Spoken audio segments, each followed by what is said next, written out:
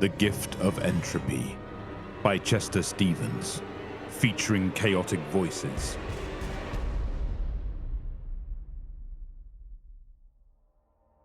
In my dream, these hands warped themselves into claws. I looked down at them, feeling not fear or anxiety as I should have, but rather fascination. The flesh has begun to blacken, pop, and slough away in great wet chunks to reveal skeletal talons beneath. These bones were not the healthy brown of a fresh body, nor were they the clean and pure white one might see in ecclesiastical illumination.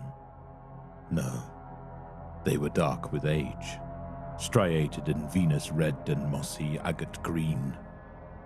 I should have been horrified, but again I felt no fear. I should have been pained by this mutilation, but I only felt wonderment.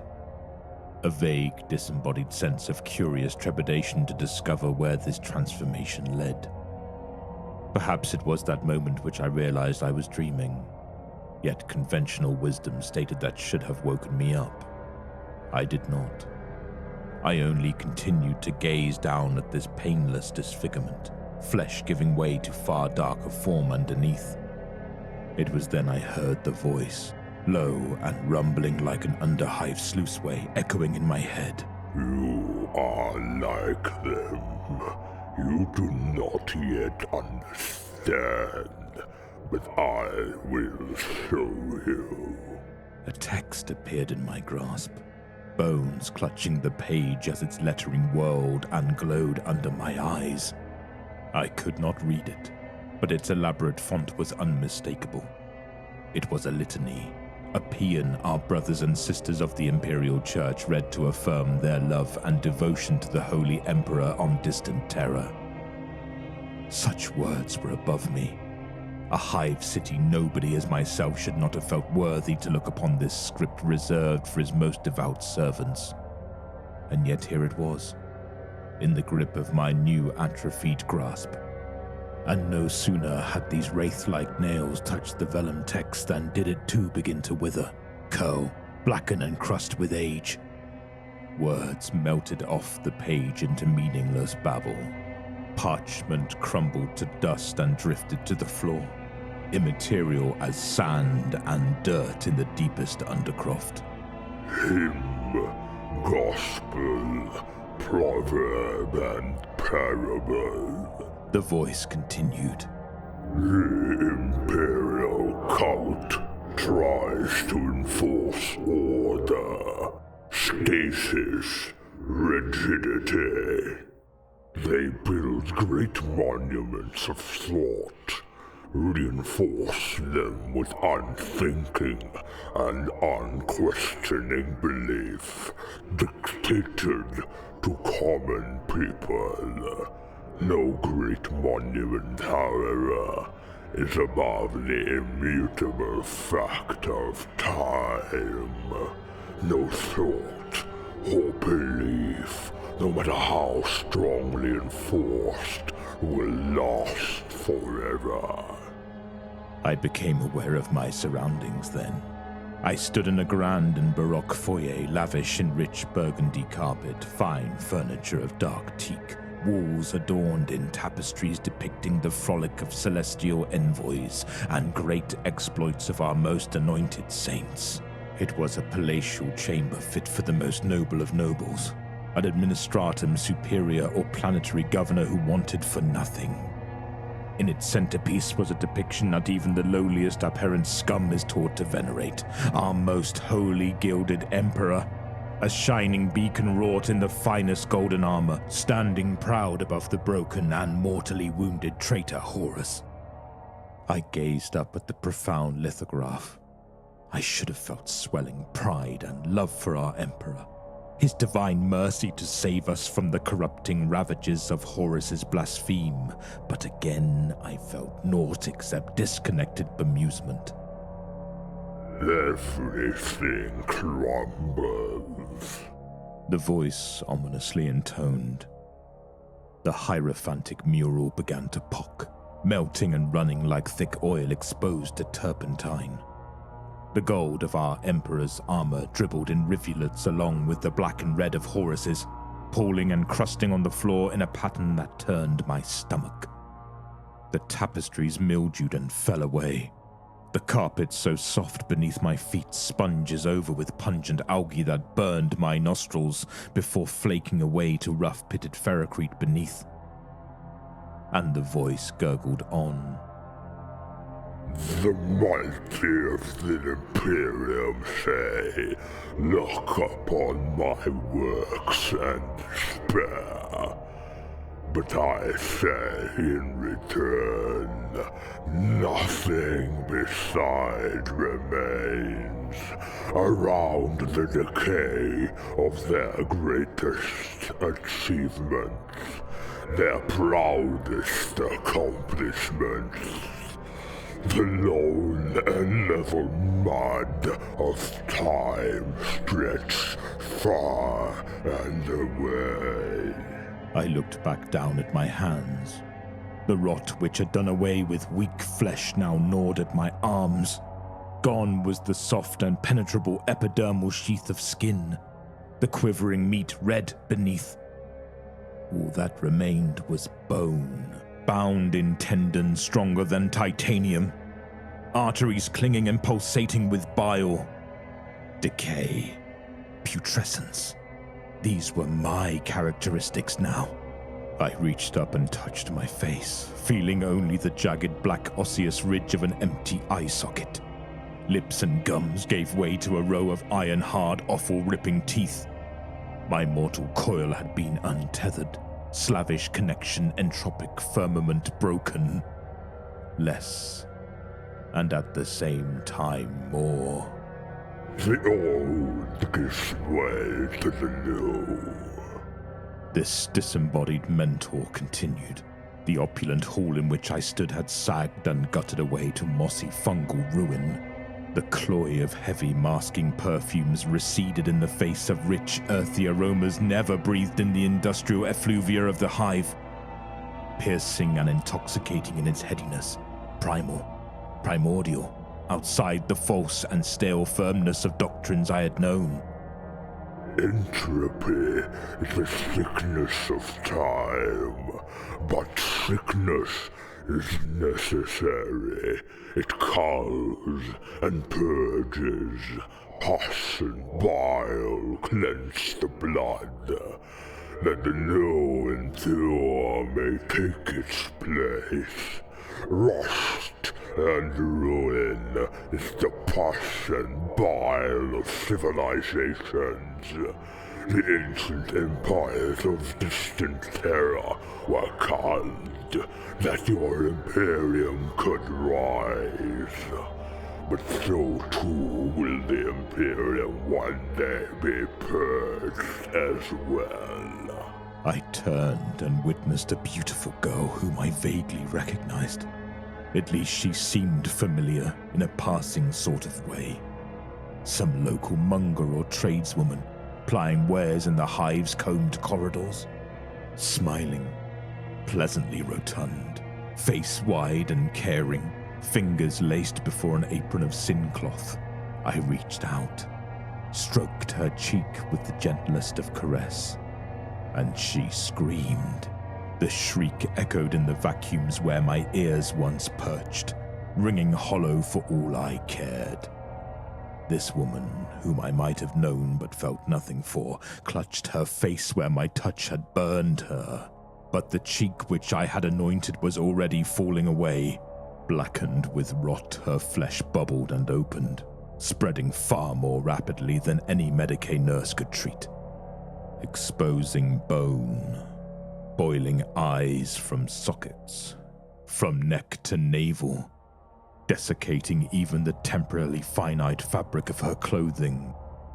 And still she howled, voice peaking in ululate terror until it peaked no more.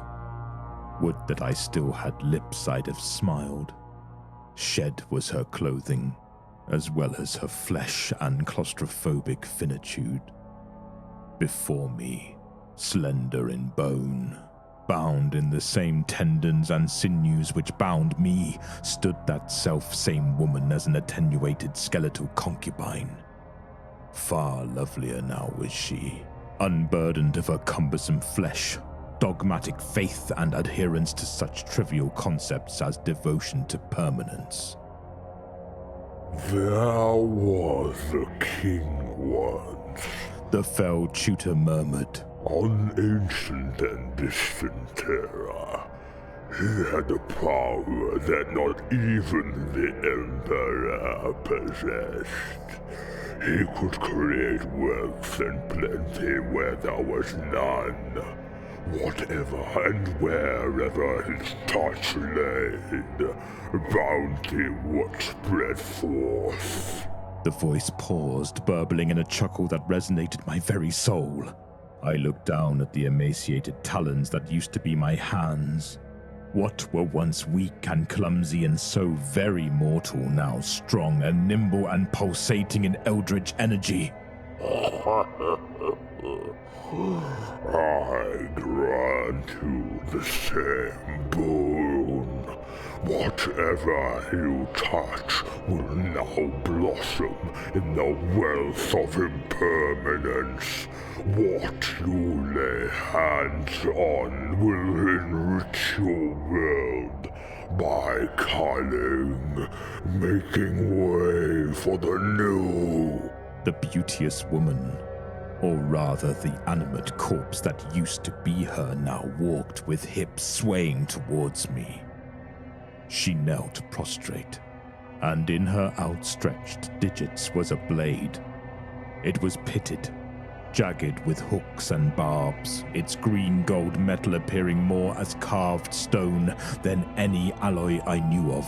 But the skeletal vixen held it out to me as a nubile supplicant. I took the weapon. It was as tall as I. I've never held such a creation, and its single serrated edge defied all my admittedly limited knowledge of such things. Nevertheless, the sword, the corroded claymore, was light and felt natural in my decomposing grasp. I further grant you a badge of office. The mouthless tone rumbled. The gift of entropy. Use it, that others may know your status as my student and herald. Carve a gash in your hive, your world. Teach your brothers and sisters that the stability they cling to is a lie. There is no truth in the firmness of Imperial creed. All that is built crumbles.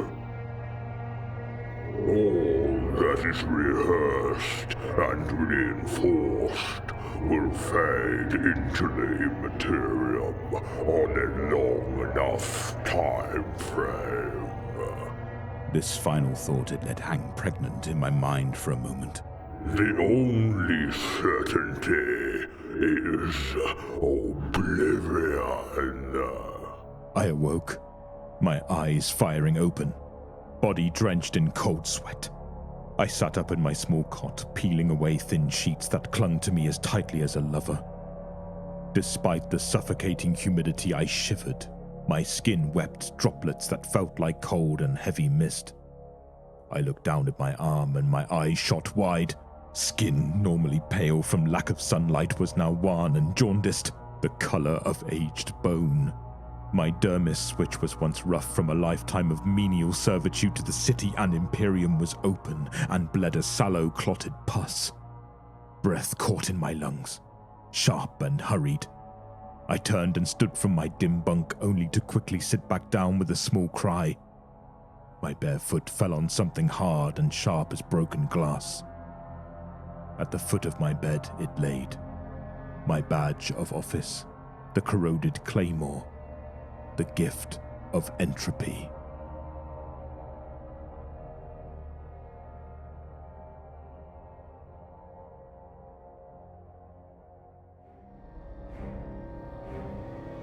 A Drop in the Void by Samuel Labarre.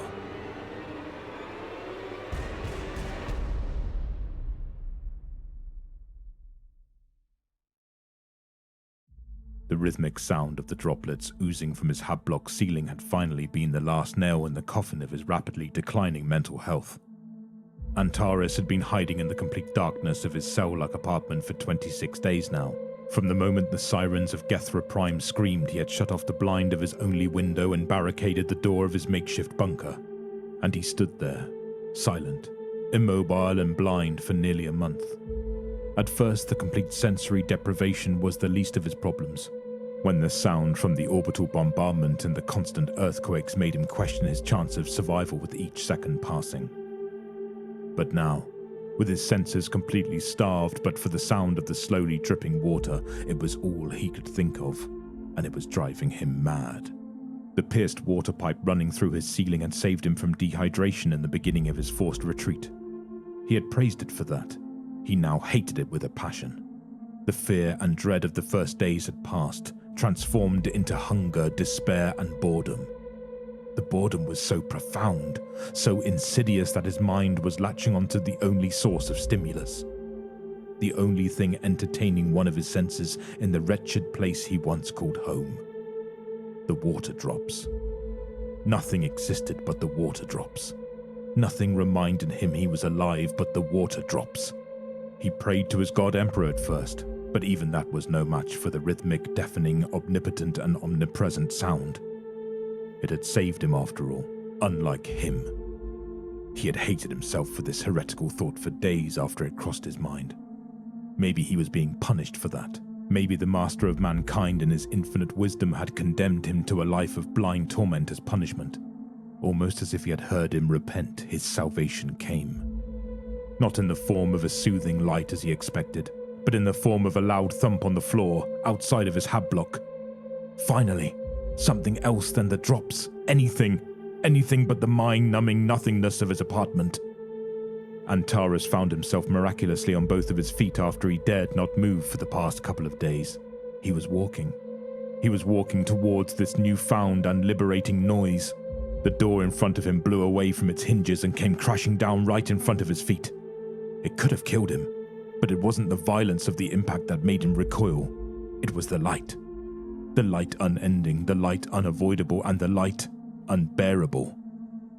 When he finally managed to half open his right eye, he saw what had come for him, the humanoid shape of a giant, completely black in the backlight. He was terrified. Every muscle in his body froze. He hoped the creature had not seen him in the darkness of the habitat that was still absolute. But it did. I can see you, human.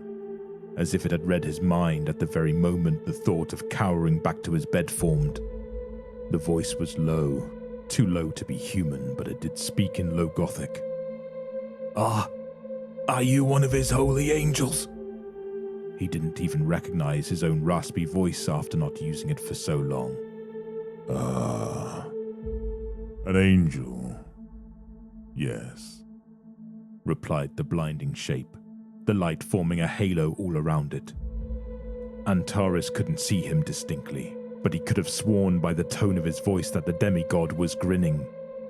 Come, mortal. Follow me. The space marine did not wait for him. Antares was struggling to keep up with his savior, his senses set ablaze by the searing light falling through the holes in the upper floors of the hive city of Gethra Prime. He fell on his knees and hands and felt an oozing, gross, writhing substance in his palms. He praised his failing vision for sparing him from recognizing the man he was currently elbows deep in. Swiftly standing on his feet, Antares dared to take a glance at his surroundings. The entire hive city block was torn asunder. Various gore, viscera, and body parts were covering every wall he could lay his eyes on. Body piles riddled the streets. Flayed skin was blocking the air ducts, flapping in the artificial winds created from the slowly turning blades. All the violence of the last month was displayed by this wretched landscape. He knew the people that lived here. They were his neighbor. Although he didn't spare much time getting to know them in his busy life as a bartender in the biggest hive city of Gethra, he mourned them now. He had been a coward hiding in his hab block at the first sign of danger. They had been begging day and night in the first days of the attack for him to open the door, but he did not. He hid and shriveled under his bolted-in bed. Now it was too late. An angel of the god Emperor himself had come to rescue him. Did that not mean he did the right thing? Would he have been saved if he had let the entire hive scum enter his home? No. Obviously he had been chosen. How come the Space Marine opened his door and his door only? The Emperor had a bigger purpose for him, he was certain of it. Antares jogged to reunite with the demigod. He could see him more clearly now that his eyes had adapted. The giant was wearing a blue and gold armor. To any standard citizen of the Imperium, this wouldn't have meant anything. But Antares, through years of talking and debating with his customers, had learned a few things. One of his so-called customers was named Barbarous, and presented himself as a rogue trader, although to Antares he seemed more like your run-of-the-mill pirate. He suspected he was the disowned heir to a rich aristocratic family by the look of his luxurious but ultimately dirty garments. Barbarous was always one to speak of great tales and frankly implausible achievements, and that had made Antares quite fond of him. After bartending for the good part of 65 years in one of the most wretched hive cities known to man, he welcomed the weird and esoteric reports of the man. One unusually cold day in Sector Tertius of Gethra Prime, thanks to a malfunction in the ventilation system, the Free Sailor had ordered more than his fair share of amasec, and was therefore even more willing to share his accumulated knowledge. He spoke of the angels of the Emperor, the Astartes as he called them, describing all the different legions he had heard of, or, in his own dubious report, met. Antares distinctly remembered him blabbering about Imperial Fist in their blinding yellow armor, Blood Angels clad in red, and Ultramarines in... That was it. The holy warrior standing before him was an Ultramarine, wearing the blue and gold distinctive of his caste. Although Antares could have sworn Barbarous said that it was a cobalt blue and their gold was reminiscent of the one he on Terra wears. This demigod was wearing a midnight blue and his gold was tainted and worn. But what importance did it make? The old armor had probably withstood many battles and had obviously been battered by the ages. Gathering the courage he had forgotten the day of the attack, Antares finally addressed the angel. "My lord!" The towering shape turned around. His bare head finally revealed the now acclimated eyes of Antares. His face was pale, impossibly pale, as if the sun itself could not scar it in its holiness. His features were sharp, angular. He had prominent cheekbones and long black slick hair. The numeral 8 was scarred into his forehead. His ivory skin tone made it look like it was carved in some of the finest marble. But most perturbatory of all were his eyes. 2 almond-shaped voids stared at him, the entirety of his eyes black. Antares thought it was strange for Barbarous, someone so keen on sharing his knowledge with anyone, to have never mentioned this. But it made sense. The angel did see him in the encroaching darkness of his hab block. The black eyes must have played a part in it. After all, the Space Marines were the pinnacle of bioengineering, handcrafted by the Emperor himself. "May I ask for your name?" The Ultramarine made a low noise, something resembling a chuckle, and paused. Sela. "Thank you, my lord!" The angel had already turned on his heels and pressed forward. The bartender noticed a bundle of human skulls hanging on a swinging chain tied to the heavy buzzing power source of the warrior. Seen in his entirety, the angel was looking nothing like Antares had imagined while following the tales of the rogue trader. He wasn't majestic. He was towering over any human being, of course. He was imposing and a holy protector of Terra and the Imperium of man. He inspired awe and fearful respect. But he wasn't majestic. The skulls were meant to instill dread in the heart of the enemies of man. Or maybe they were some of the holy relics the Space Marines were said to be carrying about, Antares convinced himself. But still, they made the tall figure look more menacing and violent than the human had expected hearing about the Ultramarines. For as uneasy as looking at the angel made him feel, he'd rather stare at him than at the strewn body parts laying all around the sector. The fighting must have been incredibly violent. Not one body was left whole. He had imagined all kind of terrible scenarios while lying under his bed, but nothing matched the untethered, unending carnage laid before his eyes. Everywhere he could have looked, death would be staring back at him. He even noticed that, in the horrible battle the Space Marine must have fought to defend the hive, his armor had been laid with human body parts. Scabbed and flayed skin was still laying on his pauldrons and tassel. They had been walking for a while now. Going anywhere in the hive was already a slog back before all of this happened, but now it was even worse. The Space Marine was trudging through mounds of corpses and broken pipes and walkways. Antares was doing his best to follow, but the Space Marine was not waiting on him. He hadn't spared a glance towards the human since he had addressed him. Antares' body froze atop a mountain of various arms, legs, and torsos. He did not know why at first, but then it dawned on him. The sound was back. Like the accursed water drops that made him suffer for days in his confined makeshift coffin that was once his home, a rhythmic, distant thunder was now all he could hear. But it was impossible. He was standing in one of the lowest sectors of Gethra Prime. No outside noise could reach him here. No thunder strong enough could come and remind him of how close he felt to falling into madness this day. Seela snapped him out of it. The warrior was now holding his holy bolter high. The thunderous noise he was hearing was the distinctive sound of battle he had forced himself to ignore while in his hideout. A barren skull fell from a pile of dead bodies and came rolling towards the Space Marine's right foot.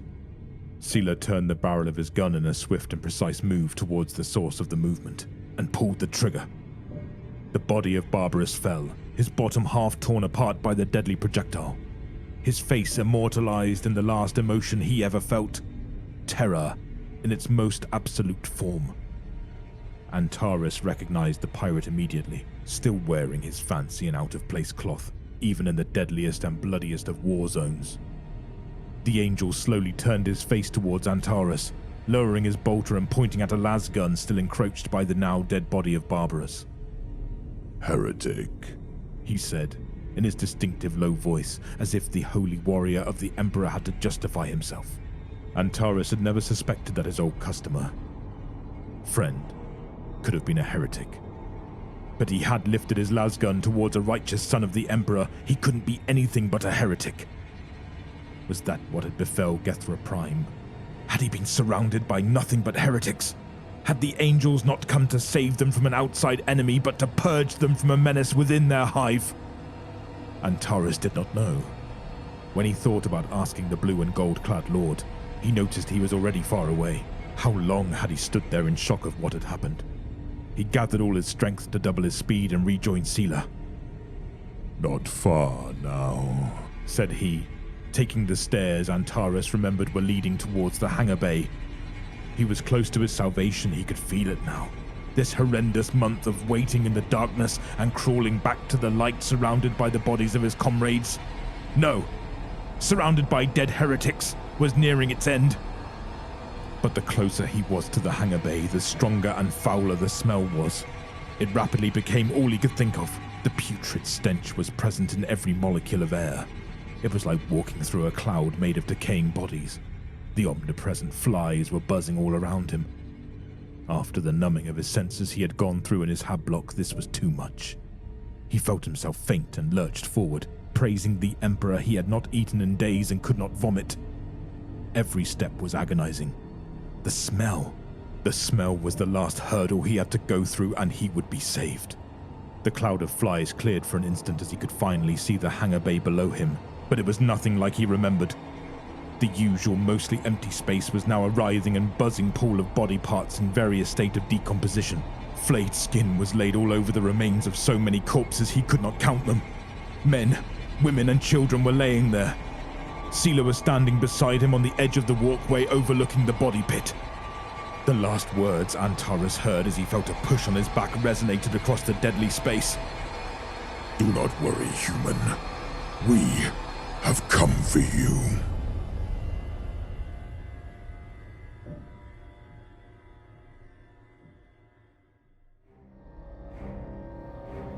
Angel of Death by Kill Team Hungary.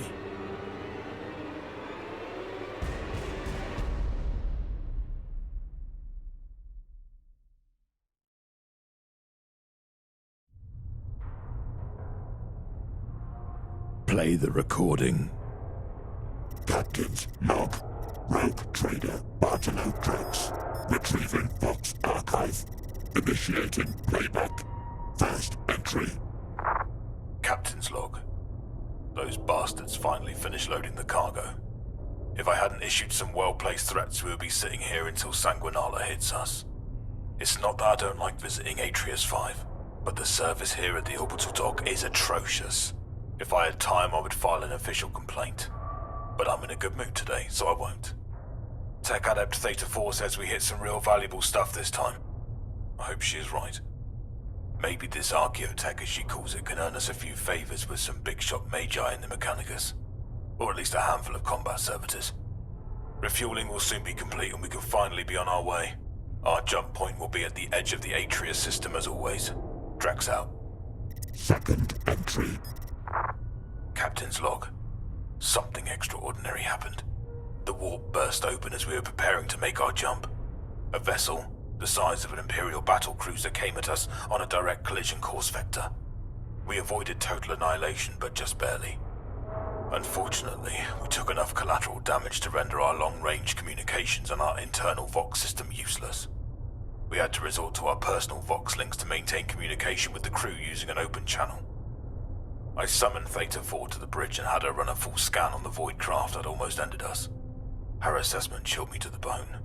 Traitor Astartes vessel. Overlord class. The Lex Mortis. Black Legion. By the god Emperor, so the tales were true. The taint of ruin is written all over that ship. It looks like something you run away from. Despite its menacing appearance, all spec scans show that this ship is practically dead.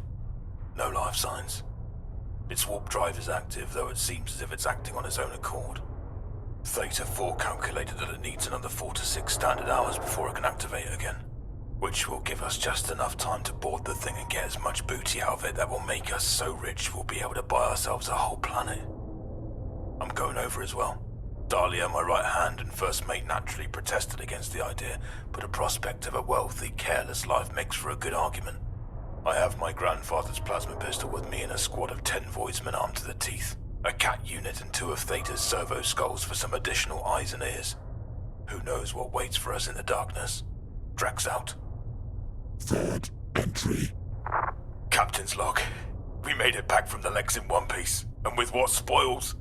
Where shall I begin? Our boarding party entered the vessel through a breach on its megastructure. Once inside, we had to cut ourselves an entrance through a bulkhead. Surprisingly, there wasn't any sudden burst of air escaping the hull. We sent in the cat unit first with the servo skulls. Soon it became clear that the ship is indeed dead in the most literal sense and it was safe to proceed. The men were complaining about strange whispers in the Vox. I heard nothing, just the usual static. Without atmosphere nor gravity, we used maglogs to traverse the halls. Theta guided us through the immense structure and would have had us stop every 5 or 10 meters to recover some artifact she deemed invaluable. At first, we encountered some mummified corpses and severed body parts of humanoids floating around, although some of them were twisted beyond recognition. So was the interior of the ship. I had one of the servo skull units interface with an exposed cogitator input, and returning data suggested that this ship made its last warp jump 237 standard years ago. Nothing could survive for that long without air, in that god Emperor forsaken place. It wasn't long until we made our greatest discovery. A great hall of pillars covered in foul chaos iconography, littered with floating suits of black Astartes power armor, some in pieces, others with missing limbs or heads. I carefully caught one of the spiked helmets floating in front of me. The decayed head of its owner was still inside. Then, excited Vox chatter made me toss the foul traitor's head into the darkness. One of my voidsmen called out about something I had to see. I rushed over to an adjacent hallway to find him standing below a floating black suit of power armor unlike the rest. It was in one piece, and on its chest plate I recognized the Imperialis with a stylized drop of blood made of the finest ruby in the center of it. I summoned the servo skulls and requested Theta to perform a full scan of the suit. To my surprise, not only did the suit still have power, but the space marine inside was alive. After all these centuries, an angel of the Emperor. We quickly mag-clamped the suit and made our way out of the vessel, and not a moment too soon. On our way out, Theta informed me that the Lex Mortis' warp generator was firing up, and we had approximately 10 minutes to exit the ship. Luckily, we got out in time and saw the vessel sink into the Immaterium once more. It's gone. Our loot is plenty. Strange tomes, power weapons, relics, Bolters of ages forgotten that no doubt will make my friends in the Ordo Hereticus smile. But our most prized find, alive Astartes. Theta had him taken to the med bay and began her examinations immediately. I shall check back with her as soon as we clear the sector. Drex out. 4th entry. Captain's log. I just got back from the med bay. I visited our esteemed guest of honor. Theta managed to remove his helmet by the time I got there. The Marine has fair hair and his features are surprisingly delicate. The man is huge. She interfaced with his battle helm to access the armor's logs. The serial number suggests that the armor is Mark 7 series issued to the Blood Angels chapter some 3 centuries ago.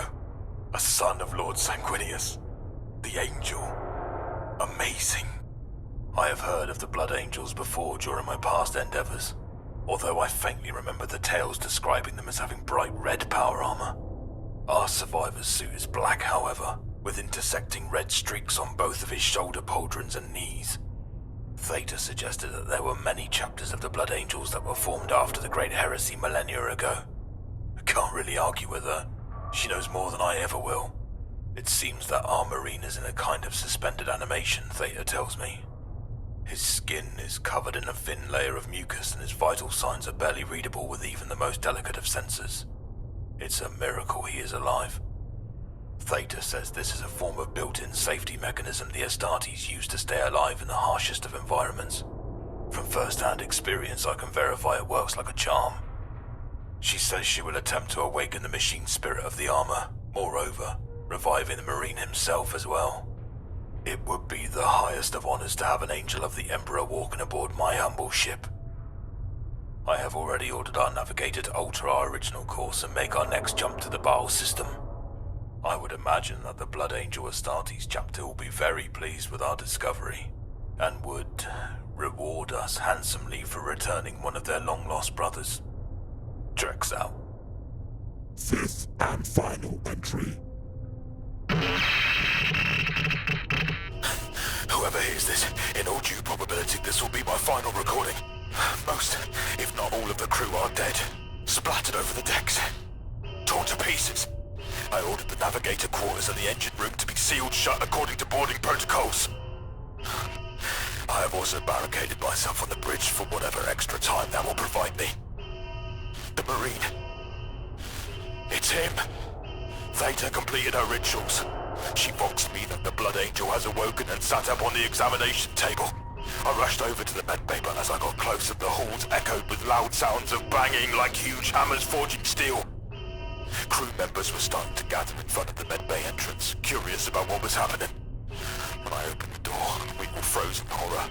The Marine, clad in black power armor, knelt on top of the headless remains of our tech adept, pounding into an unrecognizable pulp of mechanized flesh. The metal deck plating had bent under the force of his strikes. The Marine looked up with fury in his eyes and bellowed, "Traitor!" He lunged at me immediately with a screaming fanged mouth, drooling blood, and he ran. I shut the blast door in front of him, but it only held for about a minute. As he crashed through the door, the muffled scream suddenly became loud again. "Horus!" he kept yelling. I sounded a ship-wide alarm. The internal comms link is still down. The Marine did gruesome work, tearing my crew limb from limb with his bare hands. This, however, gave me enough time to fetch my plasma pistol from my cabin, although now its power cell is almost depleted, possibly good for another shot or two. Who knows? Dahlia is dead. I saw her being stomped to a bloody pulp in the mess hall along with numerous others, just ripped apart like pieces of parchment. Our auto rifles and las weapons are useless against him. He just keeps coming while accusing us of treachery with burning hate in his eyes. I managed to hit him 3 times with my plasma pistol. One glancing shot blew his left forearm off. That seemed to stagger him for a second or two, but it just made him angrier in the end. I suppose that's good in a way, since he focuses solely on me now, while whoever is still alive on this ship can find a hiding place. Now he is on the bulkhead of my bridge. He keeps pounding at it relentlessly. From here it looks like the doors might hold for another 2 or 3 minutes. Or maybe less. God Emperor, here he comes! You will pay, traitor!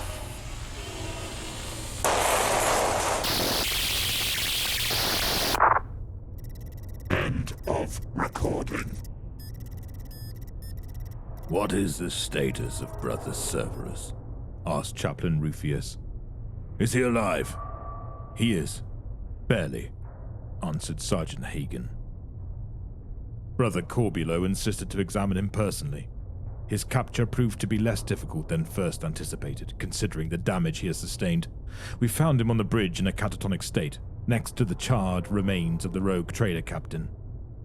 It seems he took a last desperate gambit by overloading his plasma weapon, but it backfired. The Guardian of the Lost shepherded our brother back to our vessel without resistance. The priesthood will do their best to restore him to combat readiness so he may earn the death he deserves once more. What of the crew, brother? Continued Rufius. Were there any other survivors? We managed to find crew members in the engine room as well as the ship's navigator. They are mostly unaware of what had transpired aboard their vessel. We have kept our chapter's shame hidden from the galaxy, Brother Hagen, said Rufius, ever since the Great Heresy. In honor of Captain Bartolo Drex in returning our lost brother to us, we shall offer the remainder of his crew a chance to serve our chapter. Suppose they would refuse our offer, Brother Chaplain? One way or the other, they will serve.